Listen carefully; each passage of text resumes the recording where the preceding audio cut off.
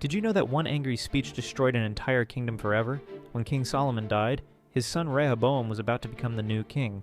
But first the people came to him with a simple request. They said, "Your father made us work too hard and paid too many taxes. Please make our lives easier." Rehoboam had a choice. The old wise men who helped his father said, "Be kind to them, serve them well, and they will love you forever." But Rehoboam's young friends gave different advice. They said, "Show them who's boss, be tougher than your father." So at his coronation, Rehoboam made a terrible speech.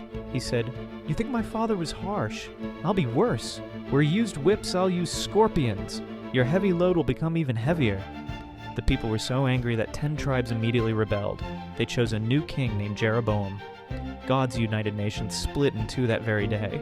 One foolish speech, one moment of pride, and a kingdom that was meant to last forever was broken apart, never to be whole again.